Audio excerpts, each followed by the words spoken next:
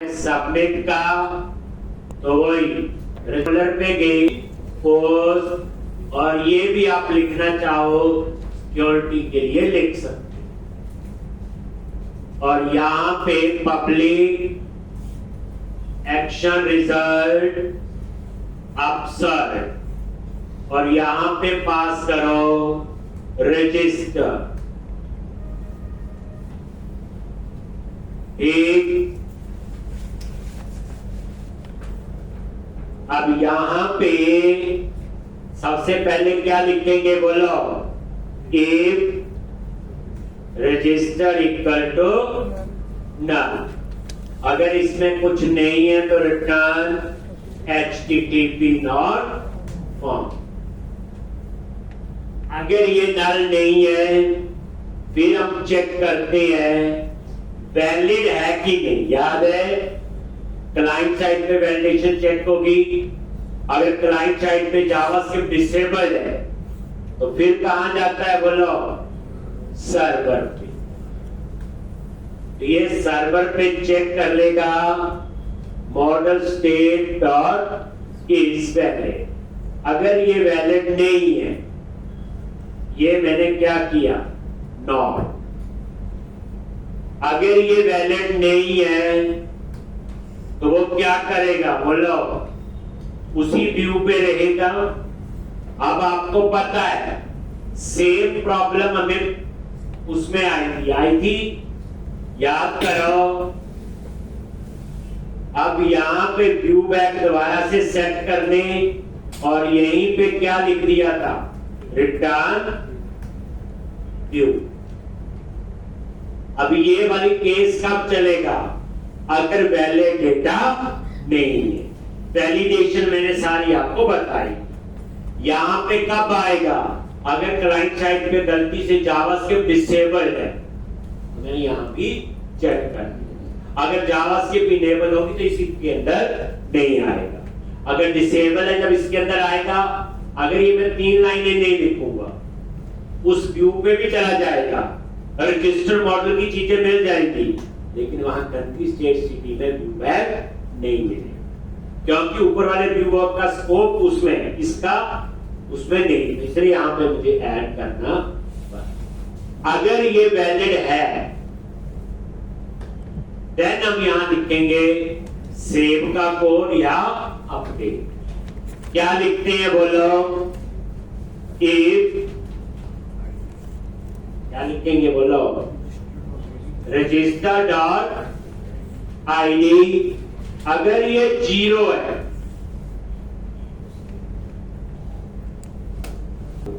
कौन सा कोड होगा, सेव का। क्या लिखेंगे, context dot register dot add, और ये आपने पास कर। अगर आईडी 0 नहीं है तो कौन सा कोड होगा,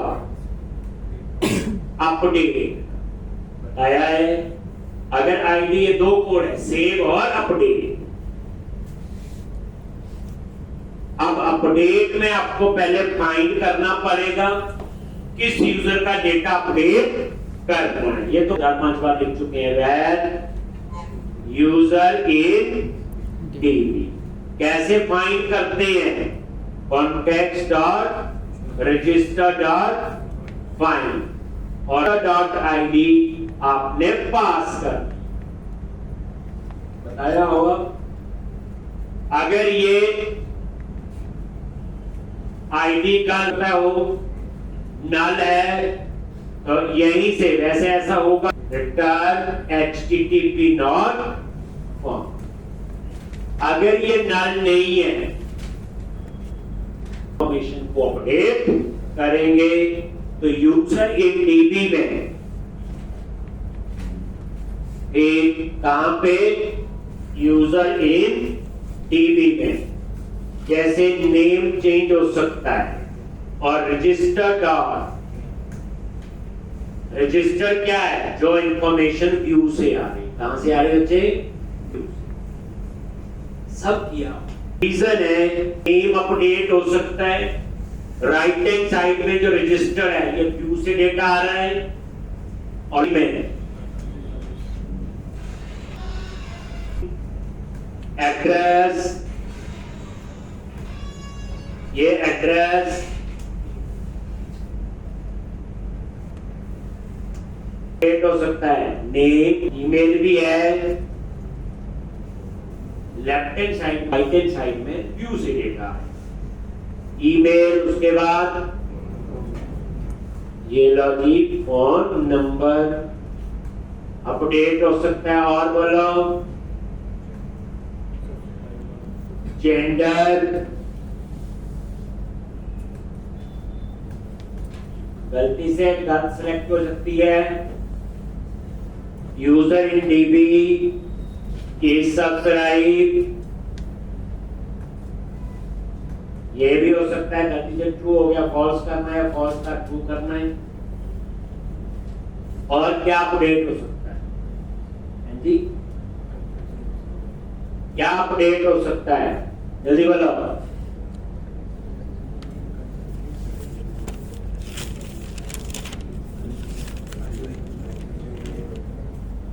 क्या अपडेट हो सकता है,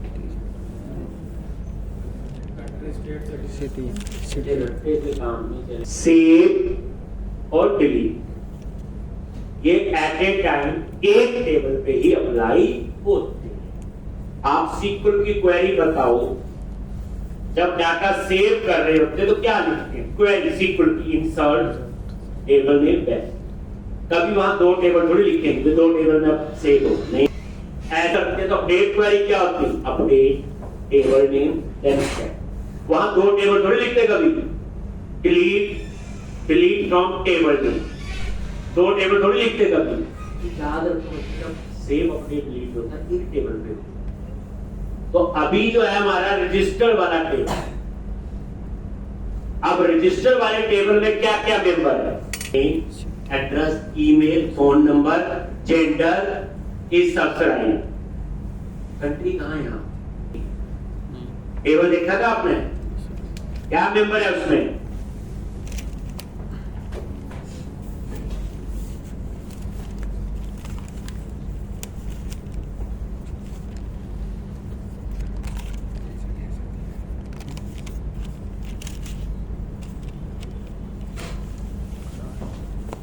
ये बच्चे रजिस्टर वाला ट्रेड टेबल, बताओ क्या क्या मेंबर है, यही अपडेट हो सकते, इसके अलावा नहीं हो सकता। यहाँ कहाँ है कंट्री आईडी, पूरा ध्यान से क्लास में होना चाहिए, और सबसे इंपॉर्टेंट होता है बच्चे फ्लो कंसेप्ट, कोडिंग तो कोई भी कर दे, मैं कंट्री आईडी कैसे अपडेट कर सकता हूँ, इसको बताओ, नहीं कर सकता, स्टेट आईडी नहीं कर सकता, सिटी चेंज हो सकती, सिटी आईडी यहाँ पे है, दिया था मैंने डाटाबेस का लेक्चर, याद है, 2 लेक्चर दिए, इसमें एक यही समझाया था, नॉर्मलाइजेशन, प्राइमरी की, फॉरेन की, एक ऐसे पढ़ने से ना गड़बड़ी हो जाएगी आगे, ये चीजें जो है कोई नहीं सिखाए, इतना याद है, ये तो ज्यूम करते हैं, फ्रेशर बच्चा भी आता है, उसकी अंडरस्टैंडिंग होनी चाहिए। तो अब यहाँ पे हम सिर्फ क्या लिखेंगे बच्चे, यूजर इन डीबी, सिटी गलती, सिटी अपडेट नहीं हो रही, सिटी हम चेंज करते हैं, पहले गलती से सिटी मोहाली लिख दी थी, अब मैंने अमृतसर, बस ऐसे यही होगा बस। तो इस तरह से जो जो चीजें आप अपडेट कर सकते थे वो आपने कर, और यहां पे कॉन्टेक्स्ट डॉट सेव चेंजिंग, जब देखो ना काफी छोटी सी एप्लीकेशन है, छोटी सी है, 2-3 दिन नहीं हो सकते, प्रोजेक्ट जो शुरू करेंगे, अब एक प्रोजेक्ट पे 6 महीने काम कर लो, आपको पहले 2 दिन में जो काम किया हुआ वो भी याद होना चाहिए, 6 मंथ में जब काम कर, प्रोजेक्ट होता क्या, असाइनमेंट होती है, लेकिन एक बड़ी असाइनमेंट होती है, उसका फ्लो बड़ा होता है, बस एक बार। अब एक बच्चा एक प्रोजेक्ट पे 1 साल से काम, 1 साल का सारा पता होगा कि मैंने इस प्रोजेक्ट में क्या क्या काम किया, तो एक फ्लो कोड नहीं, छोटी असाइनमेंट थी जो हमने 2 दिन पहले शुरू की। सेव चेंजेस और सेव होने को एक्शन नेम ऑफ स्पेस। अब हम ब्रेक पॉइंट लगा के पूरे को टेस्ट करेंगे। इसमें भी गलतियां वो लिख दिया तो हमें समझ दी, हमें आता था। अब हम इसे टेस्ट करेंगे, फिर देखेंगे कि इस वाले केस में ठीक चल रहा है, इसमें नहीं चल रहा। उन्हें हम बोलते हैं यूज केस। बनाने के बाद टेस्टिंग भी करनी है। तो ये मैंने यहां पे ब्रेक पॉइंट ये रखा, ये आप इसे रन करो। सीखने वाली चीजें हैं, ये प्रोजेक्ट पे जाना है, कुछ चीजों का पहले पता, वो सब कुछ नया ना लगे। यूजर लिस्ट पे क्लिक किया, न्यू यूजर पे क्लिक किया, लॉन्च। अब हम नया यूजर बनाएंगे। ये लो जी, एक काम करते हैं, हम इस पे भी ब्रेक पॉइंट लगा, हम दोनों को ही टेस्ट कर। ठीक है, ब्रेक पॉइंट की कहानी तो पता है कि कोड से और बेटर अंडरस्टैंडिंग हो जाती है। गलती हो तो पता चलेगा, वहां उठ के हम देखेंगे, समझेंगे। लॉन्च।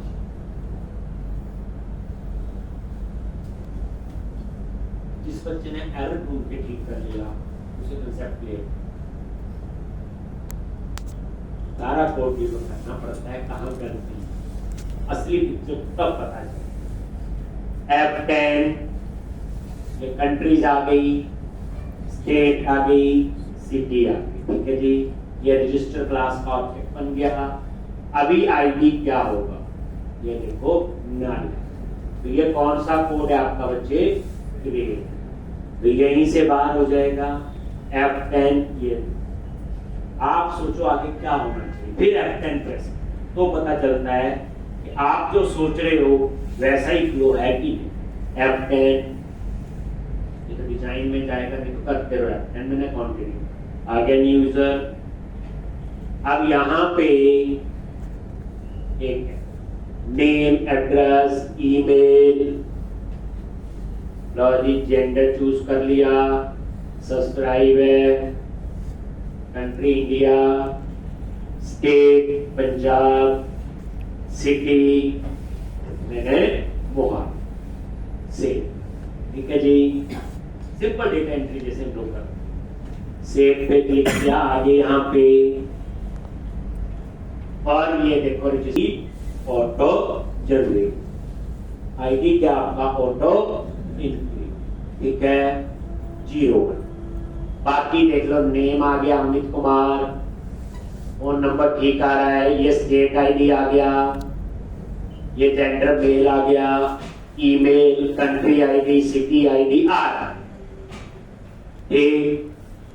ये एड्रेस भी ठीक। F10 क्लिक किया, देखो डेटा तो वैलिड है, सीधा यहां गया, आईडी 0, तो ऐड का कोड चलेगा। और उसके बाद ये सेव चेंजेस डाटाबेस में सेव करेगा, और उसके बाद इंडेक्स पे जाएगा। वो देखो नीचे डेटा, एक न्यू यूजर पर, फिर न्यू यूजर पे हो जाएगा, ये एक नया यूजर, मेल, इस सब्सक्राइब फॉल्स रहने, कंट्री चूज कर ली इंडिया, स्टेट HP, और यहां चूज कर लिया मैंने शिमला, और ये क्लिक। आगे यहाँ पे ये कोड तो ठीक ही चल रहा था, अभी आपने देखा ऐड और सेव, और ये सेव तो ठीक। एक न्यू यूजर फिर करते हैं, पीसी की एप्लीकेशन कैसे वर्क करती है, कहाँ कहाँ जाता है, अंडरस्कोर व्यू स्टार्ट में, लेआउट में कहाँ कैसे, वो सारा साइकिल आपको बताया। फिर सेव पे क्लिक करते हैं तो क्या होना चाहिए, वैलिडेशन के मैसेज सर्वर। और ये देखो देखो कहता वैलिड डेटा एक और ये यहीं से बात और कौन थी, लेकिन ये चले कहां में, सर्वर पे तो जाना नहीं चाहिए क्योंकि वैलिडेशन को क्लाइंट साइड पे चेक करें। अब वो सर्वर पे गया फिर वापस आएगा, तो उसके लिए क्या करना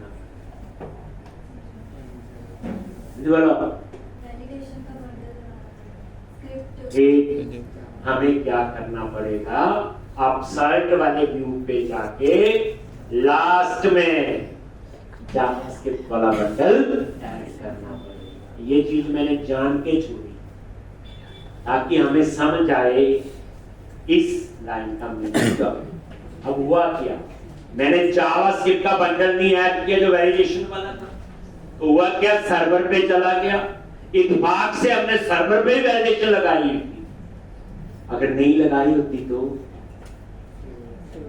या तो एरर आता या गलत डेटाबेस में जा।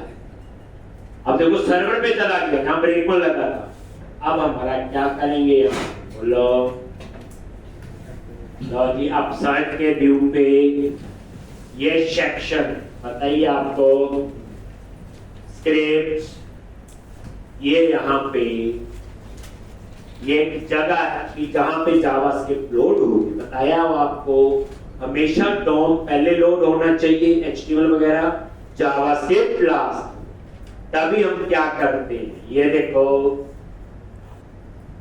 व्यूज के अंदर शेयर में अंडरस्कोर लेआउट, और ये जो अंडरस्कोर लेआउट है ठीक, इसमें ये लास्ट में रेंडर सेक्शन बनाया हो और उसका नाम है स्क्रिप्ट एस स्मॉल में ठीक। अब मैंने यहां पे इस जगह पे जावास्क्रिप्ट वाला बंडल ऐड कर दिया ठीक। तो जावास्क्रिप्ट वाला बंडल, तो उसके लिए क्या लिखते हैं, स्क्रिप्ट्स डॉट रेंडर, और यहां पे हम जावास्क्रिप्ट वाले बंडल का नेम देंगे जिसके अंदर सारी वैलिडेशन को जावास्क्रिप्ट, उस बंडल को ऐप स्टार्ट में गए और बंडल कॉन्फ़िग, और ये जो है सेकंड नंबर पे जो बंडल है उसका नाम ये jQuery वेब, इसके अंदर सारी वैलिडेशन फाइल है, नीचे पाथ लिखा हुआ स्क्रिप्ट्स फोल्डर के अंदर jQuery वैलिडेट नाम से या ये पेज